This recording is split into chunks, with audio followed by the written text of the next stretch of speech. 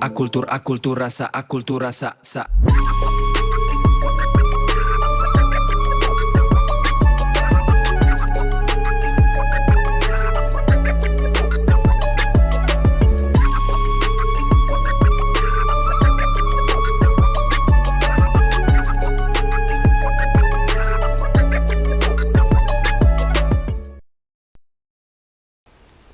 Selamat siang teman-teman semuanya, selamat datang di Akulturasa Talks. Ini merupakan rangkaian pre-event menuju Akulturasa 2026, sebuah ruang kolaborasi lintas disiplin yang mempertemukan sains, pangan, seni, budaya, desain, dan keberlanjutan dalam satu pengalaman yang utuh. Akulturasa ini merupakan kolaborasi sinergi antara Sekolah Ilmu dan Teknologi Hayati ITB, Fakultas Seni Rupa dan Desain ITB, Sekolah Farmasi ITB, Fakultas Teknologi Industri ITB, Ikatan Alumni Seni Rupa ITB, serta Seroja Bakery. Dan tahun ini, Akulturasa disponsori oleh Bank BTN yang turut mendukung hadirnya ruang kolaborasi kreatif, inovatif, dan berkelanjutan bagi generasi muda Indonesia. Melalui Akulturasa Talks, kita ingin membuka percakapan yang lebih luas tentang hubungan manusia dengan pangan, material, budaya, dan masa depan lingkungan kita semua. Sebelumnya, salam kenal, saya Bagus Iman Caksono, salah satu dosen di Sekolah Ilmu dan Teknologi Hayati dalam kelompok keahlian Manajemen Sumber Daya Hayati. Nah, di segmen kali ini, kita akan membahas topik pengembangan biomaterial dan circular economy untuk industri berkelanjutan. Ketika kita membicarakan sustainability, sebenarnya seringkali ya perhatian kita hanya berfokus kepada di hulu saja, tetapi kita melupakan hal-hal yang di hilir. Contohnya di bidang material, limbah, dan kemasan, serta bagaimana produk-produk tersebut diproduksi dan digunakan sebagaimana mestinya. Nah, di segmen kali ini juga kita akan mengusung bahwa sebenarnya apakah ada potensi bahwa jamur ini menjadi material di masa depan. Lalu yang kedua, bisakah sih limbah pertanian ini seperti bambu itu berubah menjadi produk yang bernilai tambah dan bisa digunakan secara masyarakat luas. Dan pada ujung tombaknya adalah bagaimana sih desain itu membantu manusia membangun hubungan antar aktor per aktor lainnya, sehingga akan lebih sadar terhadap tidak hanya faktor secara ekonomi saja, tapi juga dalam faktor sosial dan ekologis. Nah, hari ini kita akan mendiskusikan hal tersebut bersama narasumber kita yang luar biasa. Kita akan mendengar perspektif dari narasumber pertama kita, Kak Anissa Wibi, yang kerap dipanggil Kak Awe sebagai founder dari MyCL, yang dikenal dengan inovasi biomaterialnya berbasis fungi dan material hidup berkelanjutan. Serta ada Kang Maulana Fariduddin, ini merupakan founder dari Studio Dapur yang menghadirkan pendekatan desain berbasis material alami atau craft atau kriya tersebutnya, dan kemudian pengalaman konsumsi yang lebih mindful serta lebih dekat dengan kehidupan kita sehari-hari. Nah, kita langsung saja mulai podcast kita siang hari ini. Dari saya pribadi, kalau misalkan kita berbicara tentang material nih gitu, sebenarnya apa sih bayangan dari kakak-kakak narasumber ini bisa terbayang sebenarnya material ini tuh bisa bernilai tambah lebih loh, ada nilai manfaat lebihnya gitu. Karena kan kita kalau kita melihat material secara umum, urutan awalnya pasti akan berfokusnya apakah bisa dijadikan pangan gitu. Tapi ternyata kakak-kakak ini punya ide yang lebih menggugah, inspiratif gitu. Mungkin dari Kak Awe, silakan Kak. Oke, ini langsung ke material yang udah jadinya atau ya, mungkin, gimana Kak? Atau dari ide awalnya Kakak sendiri kenapa terfikirkan material itu tuh sebenarnya belum terfikirkan oleh orang lain juga. Oke, mungkin ini agak cerita sedikit tentang perjalanannya MYCL dulu kali ya, sampai akhirnya menemukan material berbahan dasar jamur gitu. Jadi memang waktu itu kami memulai bisnis ini justru menjual growing mushroom kit di dalam box. Jadi intinya orang-orang yang tinggal di kota bisa numbuhin makanannya sendiri gitu, tapi dengan cara yang mudah dan menyenangkan. Dulu kita pakai jamur karena gampang tumbuhnya gitu. Nah, setelah 4 bulan si media tanam jamur itu tuh yang tadinya tumbuh lama-lama habis kan nutrisinya, ada limbahnya tuh gitu. Nah, terus kami melihat bahwa si limbah ini kan numpuk ya, ini baiknya diapain ya, bisa nggak ya kami mengubah limbah ini jadi sesuatu yang lebih bernilai gitu. Jadi em, jadi kami melihat si limbah ini lama-lama mengeras. Nah, waktu itu karena co-foundernya MYCL itu 3 orang basisnya desain dan arsitektur, jadi kepikirannya bisa buat material untuk menggantikan batu bata gitu saat itu. Soalnya kan keras tuh. Nah, akhirnya dicoba dan bisa. Nah, tapi waktu itu kalau misalkan kami berkompetisi dengan batu bata, itu harganya akan jauh lebih mahal mengingat skala produksi kami saat itu. Akhirnya kami mencoba memutar otak lagi, ini bisa diolah jadi apa lagi nih limbah pertanian ini gitu. Terus akhirnya kami menemukan bagian permukaan atas si komposit atau si batu bata itu tuh bisa dikupas, Kak. Jadi kayak kertas. Nah, akhirnya tim R&D kami meriset bagaimana caranya membuat si material kayak yang seperti kertas ini jadi lebih tebal dan jadi lebih fleksibel. Sampai akhirnya terciptalah material yang saat ini dikembangkan, yaitu kulit alternatif kulit tapi dari jamur. Gitu sih mungkin sedikit ceritanya.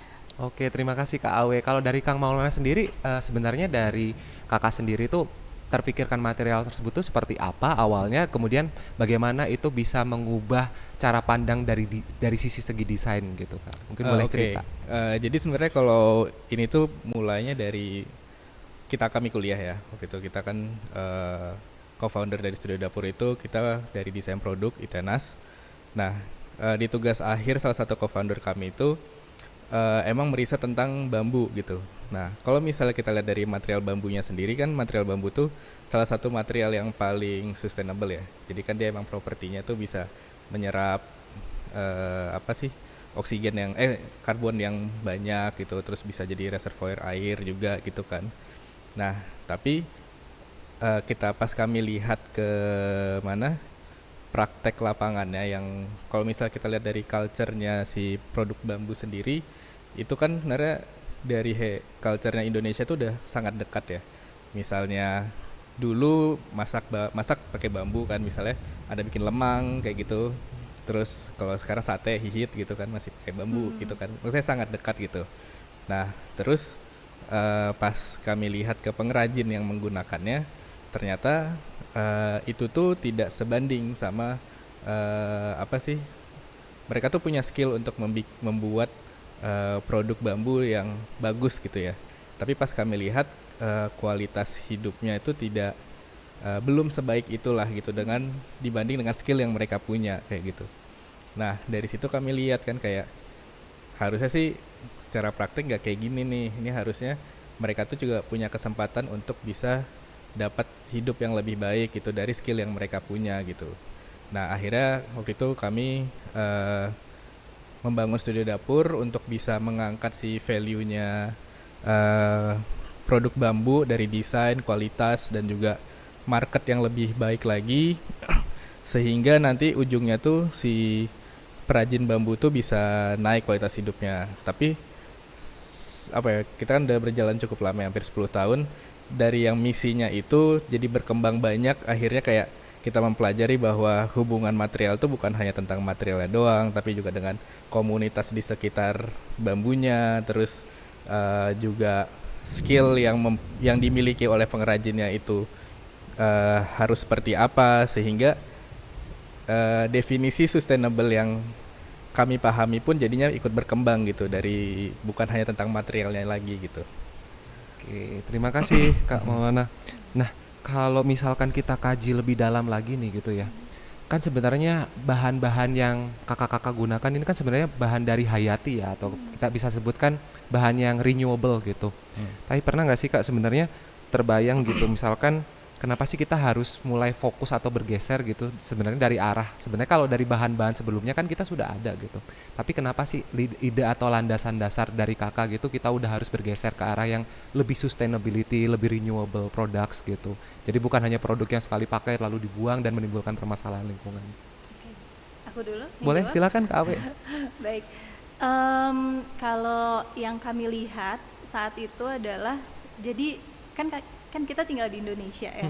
Indonesia tuh dikenal sebagai negara agraris, di mana agriculture-nya itu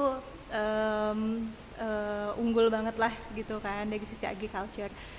Terus karena itu dari sisi limbah agriculture-nya juga melimpah gitu. Okay. Nah dari situlah kami melihat gimana caranya kami bisa memanfaatkan resource yang ada gitu, meningkatkan value dan memberikan dampak positif bagi lingkungan gitu. Akhirnya yaitu kami menggunakan limbah agriculture, kayak contohnya misalkan limbah sekam padi, limbah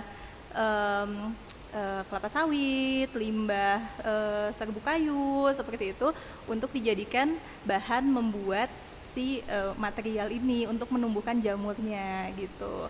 Jadi kalau mungkin ini agak bahasa teknis kayak limbah agriculture yang punya selulose gitu. Jadi mungkin tidak semua limbah agriculture. Betul. Nah terus dari situ karena kami posisinya di Indonesia, jadi melihat bahwa ini sumber dayanya tuh banyak dan besar.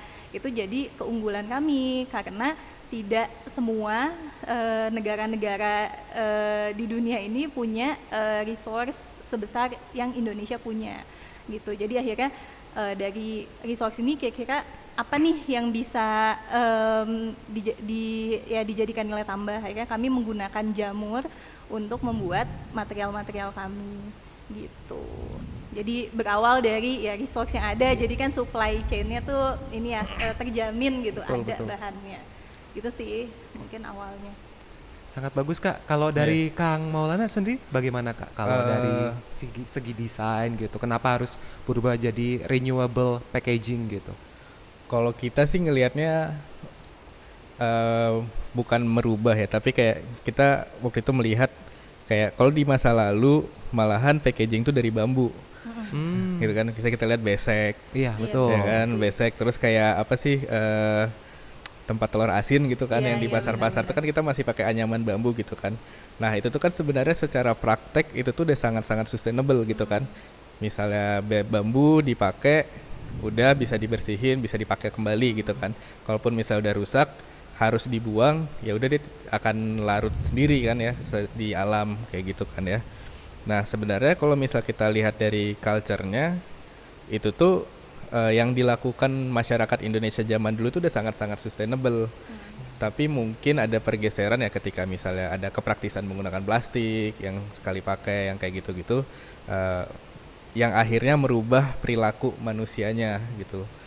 Nah kami beranggapan kalau ini tuh udah ada loh sebenarnya, kita tuh dulu kayak gini, yuk kita bisa bukan kembalikan ya, kayak mengangkat lagi si value-nya lah kayak gitu, bahwa ini tuh sebenarnya kita udah pernah melakukannya, mungkin kita lupa, yuk kita kembali mengingatnya lagi bahwa dulu tuh kita udah pernah melakukan hal ini kayak gitu. Jadi dan bukan bilang plastik itu 100% jahat ya, tapi kayak dia ada fungsinya sendiri yang nantinya tuh kalau misalnya mau untuk tahan lama atau apa, emang plastik dia akan lebih baik kayak gitu kan ya. Tapi untuk yang lebih tahan lebih ramah untuk alam, ini ada loh, kita udah sering make kayak gitu. Lebih bijak gitu. Iya, lebih bijak gitu menggunakannya. Oke. Nah, teman-teman, jadi bisa kita simpulkan nih dari kedua narasumber yang sebelumnya sudah sampaikan bahwa ternyata itu banyak sekali resource atau sumber daya yang sebenarnya ada di Indonesia, dan teknologi itu tidak hanya bisa melunturkan budaya-budaya kita yang sudah pernah kita alami sebelumnya, tapi kita juga bisa mengintroduksi kembali, memperkenalkan kembali, dan sehingga memperkuatkan kembali itu tidak hanya untuk menyelesaikan permasalahan lingkungan, tapi juga permasalahan sosial, dan kita juga tetap mengingat apa yang sebenarnya bisa kita selesaikan sih itu dari permasalahan-permasalahan itu, daripada limbah itu hanya sebatas menumpuk gitu tanpa ada penyelesaian lebih lanjut. Akultur rasa.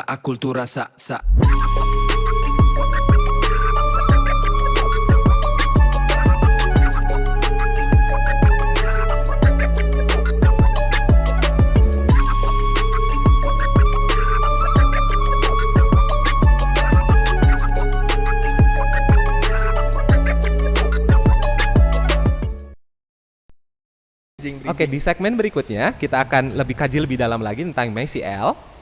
Tapi sebelumnya teman-teman, saya di sini saya mengajak seluruh masyarakat dan rekan-rekan semuanya untuk hadir di acara Akulturasa pada tanggal 20 hingga 21 Juni di kampus ITB Ganesha nantinya gitu. Nah, sekarang untuk Kak Awi sendiri, saya ada pertanyaan menarik nih untuk Kakak. Kan sebenarnya MyCL ini kan tadi Kakak bilang di bidang selulose gitu ya. Kalau misalkan saya bisa gali lebih dalam, sebenarnya itu kan mycelium ya atau fungi gitu. Nah, sebenarnya kenapa sih Kak itu jadi bahan yang menarik gitu untuk tetap dikembangkan gitu dibandingkan produk-produk konvensional lainnya? Oke, ini menarik banget dan ini jadi apa ya, guidance banget waktu dari awal kami melakukan ini semua ya. Jadi waktu itu pas awal-awal saya baca buku judulnya Mycelium Running, karya mycologist dari US namanya Paul Stamets. Beliau bilang katanya mushroom can save the world. Dari kayak penasaran nggak gitu kan, ini kayak biasanya kan iya kan kayak mushroom can save the world gitu. Soalnya kan biasanya jamur tuh dimakan aja, jadi makanan gitu kan. Ini kenapa kok bisa-bisanya dia bilang bisa menyelamatkan dunia? Emang bisa ngapain nih si jamur ini? Ternyata Paul Stamets tuh ya dia mengeksplor lah potensi-potensi yang bisa dilakukan oleh si jamur ini gitu, dari mulai selain untuk makanan ya seperti untuk obat-obatan, terus untuk mikoremediasi, bahkan untuk material terbarukan gitu. Terus jadinya dari situ ya itu mungkin yang bikin tim di MYCL curious ya tentang potensi apa aja sih yang bisa digunakan oleh si jamur ini gitu. Akhirnya di MYCL kan saat ini kami ada 3 jenis produk. Pertama tuh yang biokomposit. Jadi itu bisa, intinya si jamur itu akan mengikat sesuai sama cetakannya gitu Kak. Jadi kalau misalkan Kakak pengen bikin manekin gitu, tapi dari jamur bisa nggak? Bisa, asal ada cetakannya, nanti diisi sama bahan-bahannya terus dikasih jamur, nanti dia akan ngikat ngebentuk sama si sesuai cetakannya. Itu komposit. Terus itu juga yang bisa material yang kayak bikin building blocks kayak gitu. Terus juga yang kedua bisa dipakai untuk semacam papan. Mungkin kalau yang kita tahu seperti particle board, tapi kan kalau particle board itu yang mengikat itu adalah apa ya, kayak sintetik adhesif gitu kan. Nah kalau kami punya produk namanya Biobo, itu yang mengikat di jamurnya gitu. Dan yang menarik adalah jadi si jamur ini jadi lem atau adhesif alami lah, natural adhesif gitu. Nah yang menarik dalam membuat Biobo ini itu juga bagian permukaannya itu bisa dikupas menjadi mycelium leather. Kami bilangnya kulit dari jamur itu mycelium leather atau mylea. Jadi dalam satu rangkaian produksinya, rangkaian produksi ini bisa dapat 2 material gitu, dari sisi apa namanya papan dan dari leathernya juga gitu. Nah terus menariknya pengaplikasiannya pun cukup luas gitu kan. Kayak kalau leather itu kami ya bisa digunakan untuk barang-barang yang biasanya menggunakan leather, kayak jaket, sepatu, tas, dan benda-benda lainnya gitu, kursi gitu. Begitu juga papan gitu, dia cukup serbaguna lah, bisa buat apa aja gitu. Terus bahkan kayak yang komposit tadi bisa juga buat bahan insulasi gitu, kayak sebagai peredam suara atau insulasi terhadap panas atau dingin seperti itu. Jadi dari material ini aja si apa namanya penggunaannya tuh udah cukup luas gitu. Ini belum yang lain-lain nih gitu, karena kami juga ada beberapa riset lainnya masih mengeksplor jamur gitu yang masih belum ter-unlock. Kayak mungkin kalau dari apa namanya body care produk atau skincare itu juga banyak banget bisa dieksplor dari si jamur ini gitu. Ya. Sangat menarik ya teman-teman. Tapi nih, kalau ini kan sebenarnya diversifikasi dari produk Miselium kan cukup bervariatif ya, dan risetnya juga masih terus berkembang gitu. Tapi di MYCL berfokus di My Leather untuk sekarang atau Mylia. Itu tapi kan kalau misalkan kita pengenalan awal produk ke masyarakat kan pasti ada tantangan ya itu ya Kak. Bagaimana sih Kak upaya dari MYCL itu meyakinkan dari segi masyarakat itu bahwa produk kami itu masih bisa bersaing loh daripada produk konvensional? Jadi memang salah satu challenge-nya adalah dari sisi edukasi kepada customer ya Kak ya. Soalnya itu juga kami harus manage ekspektasinya customer karena kan pasti mereka ekspektasinya ya produknya kuat, tahan lama gitu kan. Nggak peduli nih kayaknya sih agak kurang peduli kalau oh ini material baru nih masih butuh di riset apa segala macam gitu. Cuma maksudnya pengalaman beberapa tahun terakhir, oh iya bagus material baru gitu, lebih sustainable gitu kan, lebih ramah terhadap lingkungan, bisa menurunkan emisi karbon dan lain-lain. Tapi kualitasnya gimana, ketahanannya gimana, kekuatannya seperti apa, tetap mereka demand produk yang high performing gitu. Selain itu juga dari sisi availability-nya Kak. Jadi sekarang itu memang challenge-nya di skala produksi. Jadi saat ini MYCL masih terus meningkatkan skala produksi kami, jadi agar customer-nya juga lebih luas yang bisa menggunakan produk ini gitu kan. Kadang-kadang misalkan ada klien yang membuat sepatu gitu, terus mereka oh ya saya butuh misalkan untuk satu artikel ini misalkan 50.000 square feet gitu, sementara misalkan MYCL kapasitasnya masih 20.000 square feet, kan jadinya masih ada gap yang harus dipenuhi seperti itu. Jadi memang itu cukup challenging sih dari mengedukasi, terus setting ekspektasi juga di masyarakat, sama ya untuk memenuhi ya kebutuhannya mereka itu sih. Jadi tapi yang dilakukan saat ini biasanya kami juga kolaborasi dengan brand-brand. Jadi ada cross marketing kan di situ. Jadi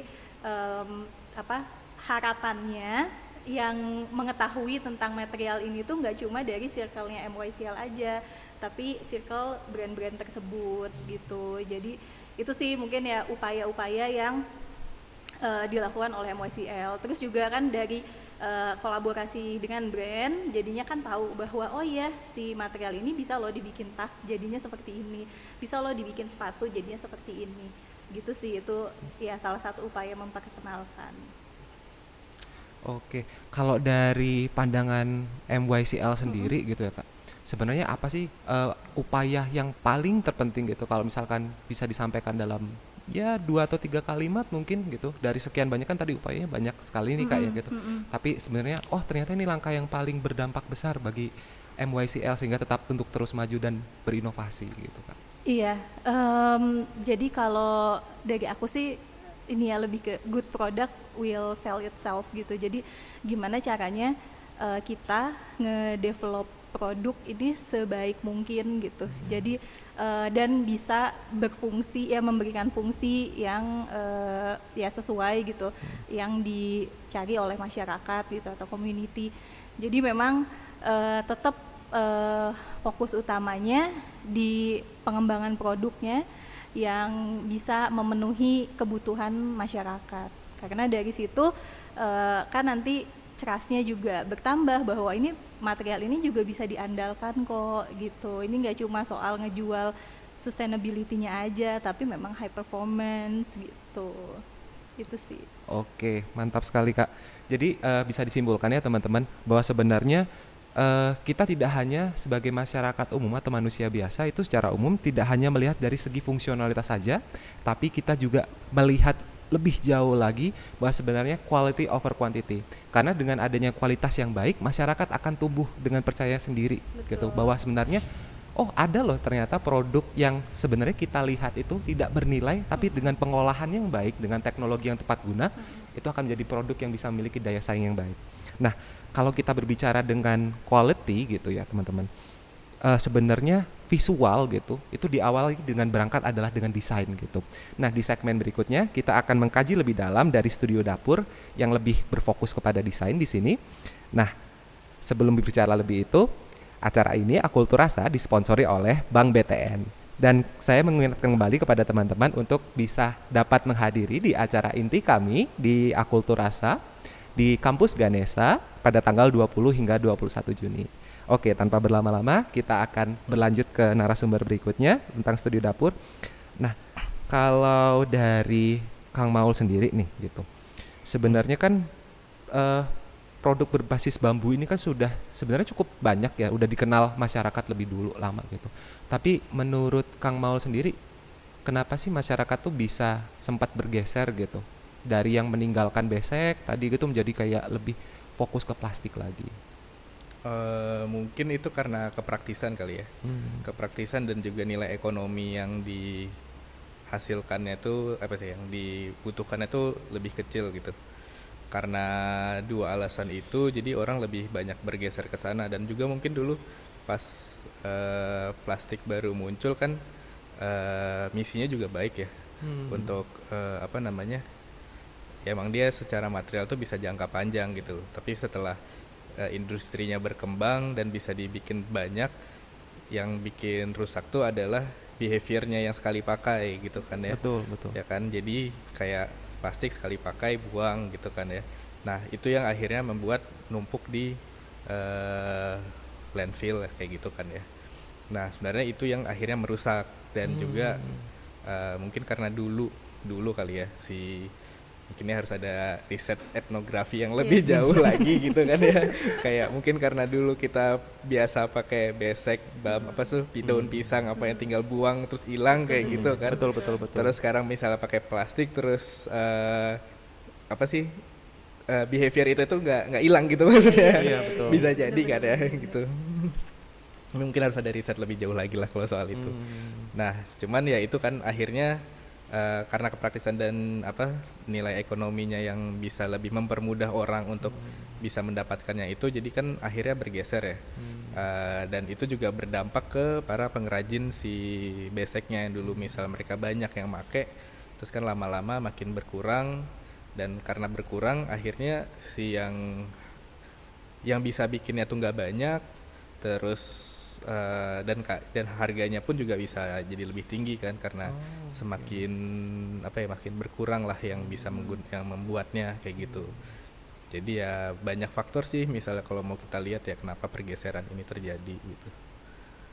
Oke. Kalau boleh tahu nih, kalau dari studio dapur, kalau sebenarnya kita berbicara tadi penggunaan plastik kan dan behavior manusia kan memang cenderung untuk sekali pakai dan kemudian nanti kita bisa ganti ke produk lainnya gitu atau plastik yang baru lagi gitu. Nah kalau permasalahan besek kan mungkin cenderungnya kan desainnya konvensional, kotak dan itu kan terlalu rigid gitu ya. Kalau dari studio dapur sendiri itu bagaimana sih upaya untuk mengintroduksi kembali atau menarik minat masyarakat kembali gitu? Apakah menggunakan kualitas yang lebih baik juga kah atau mengubah desainnya juga gitu? Bagaimana tuh kalau dari studio kalau dapur? kita pakai pendekatan yang emang desain banget ya gitu. Dari desain banget, jadi emang desainnya tuh yang berbeda gitu dari yang ada di pasaran gitu. Kalau misalnya kita lihat kan, kalau nanya bisa ngomongin besek biasanya bambu biasanya ada di Raja Polah gitu kan. Betul, ya keranjang-keranjangnya kayak gitu. Nah itu biasa kan yang dibeli dengan harga murah kan. Nah karena kita melihat fenomena itu, gimana kalau misalnya kita naikin nilai desainnya gitu jadi lebih tinggi, tapi yang mengapresiasinya itu emang orang-orang yang mampu mengapresiasinya dulu gitu. Biasanya kayak orang-orang yang emang middle up lah kayak gitu. Nah itu usaha pertama kami kan, jadi dari desainnya diubah, kualitasnya kita naikin. Jadi yang persepsinya dulu bambu itu adalah produk murah, ini kita ubah jadi bambu tuh bisa loh jadi produk berkualitas tinggi. Tapi ya juga pas kita muncul pertama kali itu penolakan dari masyarakatnya juga gede banget, karena mindsetnya udah terbentuk kalau bambu tuh produk murah dan kualitasnya tuh ya begitulah yang biasa kita lihat di pasaran. Nah pas kita muncul dengan kualitas, desain dan umur pakai yang lebih panjang kayak gitu, orang-orang tuh masih kayak penolakannya masih gede lah gitu untuk bisa menerima ini tuh bisa nggak sih kalau si bambu tuh bisa dibawa sampai sejauh ini kayak gitu. Gitu pas awal-awal muncul ya, tapi kalau sekarang sih alhamdulillah udah mulai paham lah orang-orang gitu. Oke, sebenarnya kalau dari saya pribadi ya gitu, beberapa produk-produk itu kan ada yang memang didesain untuk timeless gitu ya, atau tidak kekang oleh waktu gitu. Kalau dari Studio Dapur sendiri pernah sempat memikirkan inovasi untuk membuat desain timeless gitu nggak? Apalagi kan kalau kita lihat produk bambu ini kan sangat bisa digunakan untuk jangka panjang ya gitu, sama seperti leather gitu, selama dengan kondisi perawatan dan penggunaan yang baik gitu menurut saya. Mungkin silakan. Kalau misalnya ya kita masalahnya kan selera pasar tuh selalu berubah ya. Betul. Nah, jadi kita ya mencoba untuk membuat produk desain yang apa ya? Secara fungsi sudah terpenuhi, secara estetikanya tidak terlalu ribet lah. Maksudnya gimana ya? Cukup lah gitu. Jadi misalnya pun selera pasar berubah, dia tuh masih bisa mengikuti si perubahan pasarnya tersebut lah gitu. Jadi si produknya pun bisa jadi secara desain bisa lebih timeless, tapi yang lebih penting pun juga yang menggunakannya gitu kan. Karena kalau kita ngomongin produk, kalau misalnya kita apalagi produk material alam ya, kalau misalnya kita nggak rawat gitu, sama aja nanti dia juga lama-lama akan rusak juga gitu. Tapi kalau misalnya bisa kita rawat dengan baik gitu, lebih conscious ya bahasanya ya, lebih conscious gitu sama produk yang dibeli gitu, yang digunakan itu pasti umur pakainya pun juga akan lebih panjang gitu. Oke. Nah, kalau misalkan tadi kan dari sisi dua narasumber kan berbeda ya. Kalau dari MYCL berfokus untuk produk-produk di fashion dan desain untuk estetika gitu. Kalau dari Studio Dapur sepemahaman saya kan untuk produk utensils gitu, kayak placemat, cover, terus kemudian ada basket dan kemudian peralatan-peralatan makan gitu. Nah, itu keputusan kebijakannya lebih diarahkan untuk produk rumahan dibandingkan produk fashion apa ya kalau boleh tahu? Itu dulu karena hobi. Karena waktu itu kita apa ya, pas kita bikin ini tuh kita emang doyan masak ya gitu. Jadi emang kita dikuatkan itu dengan masak bareng kayak gitu, dan kita melihat bahwa ini tuh bisa loh kita bawa ke sini. Dan tapi juga kalau misalnya kita ngeliat dari culture-nya sendiri, bambu tuh kan tadi yang aku sempat bilang juga, dia tuh sangat dekat dengan aktivitas masak dan makan masyarakat Indonesia kayak gitu. Nah, dari situlah kita ngangkat lagi lah gitu, bahwa bambu dan dapur tuh sangat dekat loh gitu. Dan kalau misalnya kita lihat dari culture-nya itu udah banyak kayak gitu. Nah, value-nya yang ingin kita angkat gitu untuk masyarakat saat sekarang. Oke, Mas, ini untuk pertanyaan lebih lanjutnya ya. Mungkin ini pertanyaan terakhir sebelum nanti pertanyaan sesi gabungan. Kalau dari Studio Dapur sendiri, bagaimana sih upayanya untuk tetap bisa menarik para pengrajin itu? Kan pengrajin ini sifatnya, keberagamannya untuk karakteristik demografi kan cukup beragam ya gitu. Baik dari usia, keterampilan gitu. Sedangkan bagaimana sih sebenarnya upaya dari Studio Dapur gitu untuk tetap menjaga kualitas dari produk-produk yang diproduksi? Oke, ini menarik banget sih. Soalnya itu juga masih struggle kita ya. Iya. Apalagi karena si apa ya, skill bambu tuh belum yang tertulis dengan rapih gitu ya. Iya. Tapi biasanya itu tersimpan di beberapa orang lah gitu, beberapa masternya kayak gitu. Nah, yang sekarang ini juga udah cukup sepuh ya. Jadi itu juga masih menjadi visi kami untuk bisa meregenerasinya. Nah, pertama sih strateginya itu kita bikin ini tuh supaya semenarik mungkin buat orang tuh ingin melakukannya lagi, ingin melanjutkan ya. Kalau misalnya untuk masyarakat berarti setidaknya mereka bisa memenuhi kebutuhan hariannya lah dari menjadi perajin bambu gitu. Misalnya dari payment ke merekanya itu tuh bisa sesuai UMR kayak gitu, atau mendekati UMR ya kayak gitulah. Atau misalnya dari fleksibilitas pekerjaan, terus untuk perempuan juga kan untuk mereka kan yang biasa nganyam itu adalah ibu-ibu gitu. Betul. Nah, bagaimana ibu-ibu tuh untuk bisa tetap nganyam tapi bisa mengatur mengasuh anaknya, terus ada di fleksibilitas ada di rumah kayak gitu. Nah, itu yang ingin kita angkat supaya mereka tuh juga nyaman bekerja dengan kita dan terus mau melanjutkan si praktek praktek bambu ini gitu. Ya sedikit banyak itu sih sebenarnya. Walaupun kalau didetailin itu agak lebih bisa panjang banget. Ya tapi memang tantangan sekarang saat ini adalah bukan, kalau saya rasa pribadi dan dari kacamata saya yang saya alami saat ini, memang ternyata kita penggunaan teknologi itu tidak hanya bisa menjawab, tapi bagaimana nanti mengimplementasikan kepada nanti ke masyarakat gitu, untuk menjawab tadi tantangan masyarakat berterimanya juga. Kemudian yang kedua adalah dari segi pekerjaannya nanti untuk menyamakan kualitinya. Itu mungkin akan sedikit perlu challenge ya bagi kita semua gitu. Tapi saya yakin untuk setiap permasalahan produk hayati itu pasti akan ada tata cara penanganannya sendiri. Oke. Nah, sekarang kita akan gabungkan untuk kedua topik pertanyaan ini. Kalau tadi kita sudah membahas dari segi perspektif masing-masing pengembangan serta bagaimana cara mendevelop bisnisnya itu. Kalau dari pandangan MyCL maupun studio dapur gitu ya, bagaimana sih ini tuh tetap bisa berkolaborasi dengan kearifan lokal gitu, atau tetap bisa membawa budaya-budaya lokal di Indonesia gitu. Jadi tidak hanya berfokus kepada teknologi dan ke arah modern, tetapi juga masih ada nilai-nilai kultur budaya yang bisa disampaikan gitu. Sempat terfikirkan atau bagaimana upayanya mungkin kalau memang sudah ada gitu dari MYCL mungkin? Boleh. Kalau dari MYCL sendiri, upaya yang dilakukan, jadi memang ini ya, sebenarnya kuncinya di kolaborasi sih ya. Jadi sebenarnya upaya yang dilakukan memang untuk scaling up gitu ya, untuk memperbanyak si material ini gitu. Itu memang butuh kayak otomasi dari sisi machinery-nya gitu kan.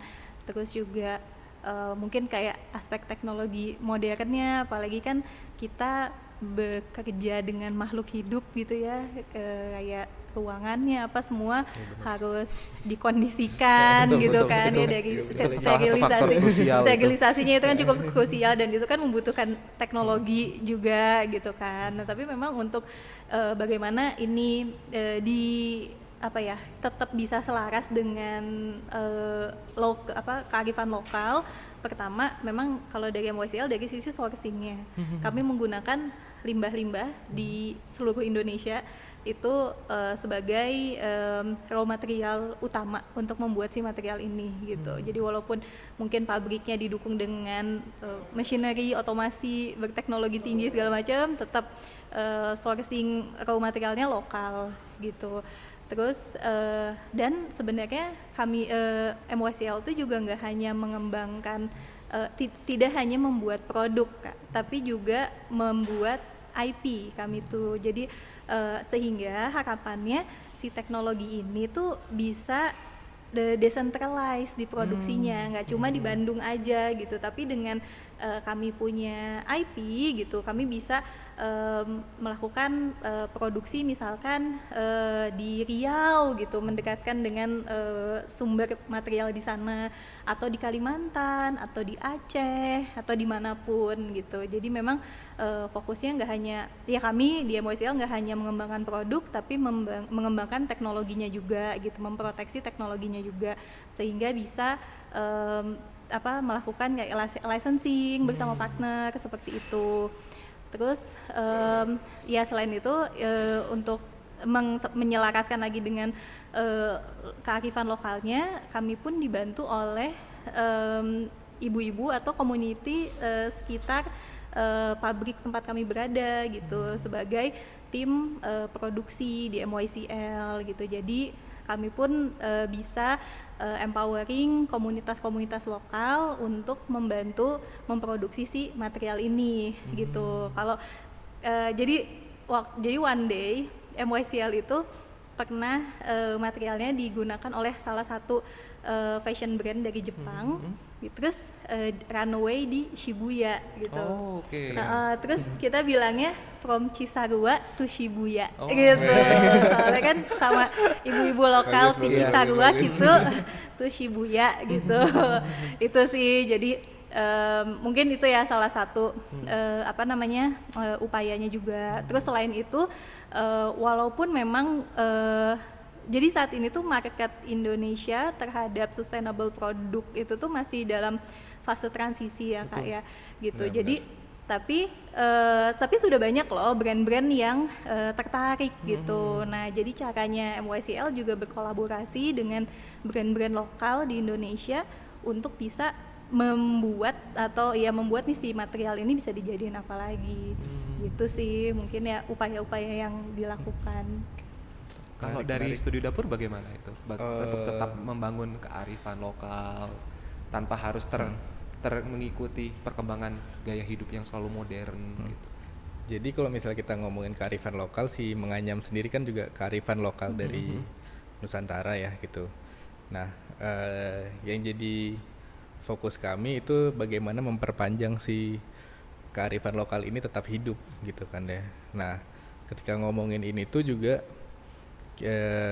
itu nggak terlepas dari si penggeraknya, si pelaku penganyamnya atau si ibu-ibu yang masih melakukan praktek menganyam, bapak-bapak yang melakukan panen bambu yang kayak gitu, yang skill-skillnya tuh juga masih ada di mereka kayak gitu, pengetahuannya itu. Nah, dengan kita bisa memperpanjang maksudnya kita menghidupkan kembali si kerajinan bambu, meningkatkan value dari bambunya, itu tuh bisa kita naikin lah gitu.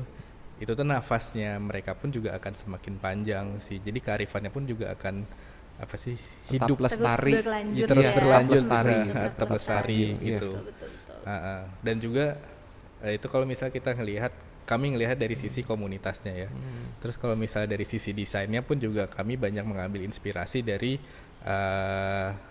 budaya-budaya yang ada di Indonesia. Misalnya salah satu produk yang kita mendapatkan, misalnya kemarin Good Design Indonesia itu juga kita ngambil dari inspirasi dari penjor kayak gitu. Nanti dari bentuk penjor bentuk budaya, terus kita jadiin desain yang lebih modern kayak gitu.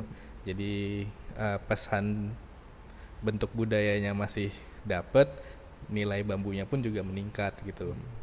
Nah, karena dari situ beberapa pendekatan itu ya harapannya itu bisa terus memperpanjang kearifan kebudayaan si Menganyamnya itu sendiri gitu. Oke. Sebelum ini ada 2 pertanyaan terakhir yang bisa dijawab oleh kedua narasumber, tetapi saya berharap ini jawabannya lebih singkat saja gitu dan mungkin lebih lugas gitu. Nah, jadi kan bentuk kolaborasi ini kan sebenarnya dari hulu sampai ke hilir ya sebenarnya. Tidak hanya melibatkan dari segi teknologi, pengembangan dari para peneliti, tidak hanya dari para pelaku usaha untuk mentransfer dari produk yang sudah dihasilkan dari teknologi, tapi juga bisa merangkul masyarakat kita untuk tetap bekerja dan meningkatkan kondisi perekonomian. Nah, kalau di antara peneliti, desainer, pelaku industri dan artisan gitu, dan serta komunitas masyarakat yang bekerja gitu, kira-kira bayangan dari para narasumber ini bisa berkembang nggak ya produk sustainability ini nanti ke depannya lebih jauh? Bisa banget Kak, apalagi kalau ekosistemnya terintegrasi gitu. Jadi betul. dengan maksudnya dari researcher, industri, terus dari sisi investasinya gitu kan, dari sisi pendanaan, dari sisi community gitu ya, komunitas, selama itu bisa saling, jadi seperti mycelium kalau saya bilang ya, jadi kayak connecting the dot gitu kan, jadi kayak gimana caranya si researcher di kampus atau universitas kerjasama sama saling terhubung saling terhubung antara aktor kayak gitu, karena kan saya juga cita-citanya karena ya di dunia sains ini gitu ya, cita-cita itu gimana caranya penelitian ini tuh nggak hanya stays in the lab gitu, tapi betul, bisa betul. dimonetisasi gitu.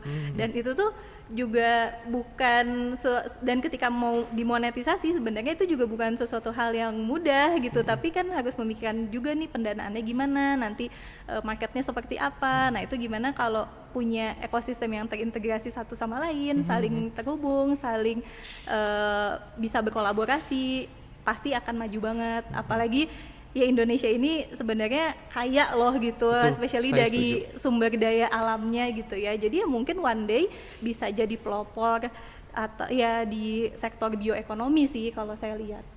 Oke, Gitu. dari pihak studio dapur gimana? Setuju banget sih. Soalnya kerasa kalau misalnya kita main sendiri itu akan berat ya. Betul. Jadi Betul. kalau misalnya kita setiap aktor dari setiap stakeholder itu bisa bekerja sama untuk bisa mencapai satu tujuan bareng lah gitu kan ya, itu akan mempermudah banget kayak gitu. Jadi kayak riset gitu kan, riset itu kadang kita nggak tahu mau harus nyarinya di mana gitu. Betul. Kalau misalnya kita nggak punya researcher dari dalamnya gitu, terus kalaupun misalnya ada, kita nggak tahu nih cara bacanya gimana gitu kan ya. Nah, kalau bisa itu kita pakai, terus bisa kita praktekkan, terus kan kita punya kelebihan misalnya untuk dapetin ke marketnya gitu kan ya, misalnya dari segi bisnis gitu kan. Itu akan mempermudah banget jadinya semua yang dari risetnya kepake, terus bisa dipraktekkan langsung di rantai pasoknya, jadi rantai pasoknya lebih efisien, terus kita bisa bikin produk yang lebih oke tapi harganya tidak tinggi, market pun juga akan seneng gitu kan ya. Iya. Jadi ya itu memang harus berkolaborasi jadinya biar bisa naik bareng lah kayak gitu. Betul. Betul. Saya setuju. Jadi memang benar ya teman-teman, jadi kolaborasi itu penting. Jadi tidak hanya berfokus hanya di hulu, tapi juga sampai ke hilir. Nah, sayangnya menurut saya pribadi, ini juga perlu didukung oleh regulasi dan kebijakan dari pemerintah menurut saya teman-teman. Betul. Karena jangan sampai kita sudah berkolaborasi, nanti semua produk kita sudah kita hasilkan, tapi ternyata kita terhambat oleh regulasi dan kebijakan. Benar. Jadi kami juga berharap di sini untuk lebih menegaskan dari program sustainability, kita juga memohon kepada para pihak pemerintah untuk terus mendukung program UMKM ini gitu ya, agar tetap bisa go internasional gitu. Benar. Dan untuk memajukan Indonesia juga. Nah, ini kan kakak-kakak kan sudah bergerak di bidang biosustainability nih. Kira-kira coba sih gitu, apa sih satu pesan terpenting gitu buat para generasi penerus kita nantinya gitu untuk tetap bisa berfokus pada sustainability? Mungkin dari studio dapur dulu, Mangga. Silahkan, Kak. Waduh, apa ya? Untuk tetap di sustainability ya. Betul. Menurut aku sih kayak sustainability itu hak setiap manusia tuh untuk selalu sustain gitu. Jadi ya walaupun misalnya sekarang sistem itu tidak mendukung ke arah sana, ya minimal kita punya kesadaran untuk bisa untuk bisa melakukan hal itu secara sadar lah kayak gitu. Sedikit-sedikit juga nggak apa-apa gitu. Tapi yang penting nanti kita makin lama makin bisa merubah si sistemnya bareng-bareng gitu. Dari bawah lah gitu. Oke. Dari Oh, pihak MYCL, kalau aku mungkin lebih ya tadi ya conscious gitu ya, lebih bijak gitu dalam memilih gitu, seperti misalkan memilih material gitu, mungkin apalagi sekarang kan kayaknya awareness terhadap sustainable living tuh juga udah mulai naik ya. Jadi mungkin bisa lebih bijak dan memilih material yang lebih ramah lingkungan, lebih memberikan dampak, contohnya seperti itu. Terus juga mungkin contohnya sustainable lifestyle lainnya gitu, ketika di keseharian gitu mau menggunakan moda transportasi private atau publik gitu kan, itu juga bisa lebih bijak gitu. Kalau mau pakai plastik nggak apa-apa juga gitu kan, tapi misalkan bisa digunakan dalam jangka waktu yang panjang kayak gitu. Itu sih mungkin lebih bijak dalam ini. Oke. Kalau dari saya pribadi, mungkin satu pesan saya adalah buat para generasi muda, terutama rekan-rekan yang sedang menonton ini, sebenarnya potensi itu akan selalu ada di lingkungan kita, tentang bagaimana cara kita mengubah perspektif kita dan melihat ke arah sisi-sisi positif, serta bagaimana cara kita untuk menambah nilai value itu. Sehingga permasalahan sustainability ini, kita tidak melihat limbah itu hanya sebagai suatu permasalahan yang tidak pernah terselesaikan. Tapi limbah itu, terutama untuk limbah organik ya teman-teman di sini, itu ternyata bisa diubah menjadi nilai tambah dengan melalui sistem kolaborasi antar aktor tadi. Oke, ternyata nggak kerasa ya teman-teman semua, ini kita sudah sampai di penghujung sesi Akulturasa Talks yang hari ini. Jadi diskusi hari ini mengingatkan kita ya bahwa sebenarnya sustainability itu bukan hanya tentang mengurangi sampah saja, tapi juga bagaimana manusia dan antar aktor itu saling berinteraksi. Betul. Dan bagaimana kita melihat alam itu bukan sebagai tanggung jawab beban yang harus kita kelola dengan responsibility gitu. Jadi kita harus juga bisa menyampaikan edukasi ini tidak hanya untuk diri kita sendiri tapi juga kepada lingkungan kita sekitarnya. Betul. Nah, dari kalau kita lihat inovasi biomaterial, desain berkelanjutan dan eksplorasi material hidup, itu kita juga bisa melihat bahwa sebenarnya masa depan industri ini sangat cerah gitu. Jadi kita tidak hanya berfokus pada bahan baku yang konvensional, tapi kita juga bisa melihat potensi-potensi dari bahkan yang dikiranya oleh masyarakat limbah itu tidak bernilai, tapi ternyata dengan teknologi yang tepat guna dan kolaborasi yang tepat, itu akan menjadi nilai tambah yang sangat menarik di mata masyarakat. Oke, jadi terima kasih saya ucapkan sebesar-besarnya untuk pihak kasih. MyCL dari KAW, kemudian ada dari pihak Studio Dapur yaitu dari Kang Maulana gitu. Di acara Akulturasa Talks di 2026 ini kami harap juga rekan-rekan untuk turut berpartisipasi aktif nanti di tanggal 20 hingga 21 Juni 2026 di Kampus Ganesha Institut Teknologi Bandung. Acara ini disponsori oleh Bank BTN dan jangan lupa juga di acara ini dinaungi bersama dengan alumni pulang kampus dan Disnatalis ITB ke-76. Jadi sampai jumpa teman-teman di Akulturasa Talks 2026 di Sampai kampus jumpa. ITB Ganesha 2000. Oke. Bye-bye. Bye.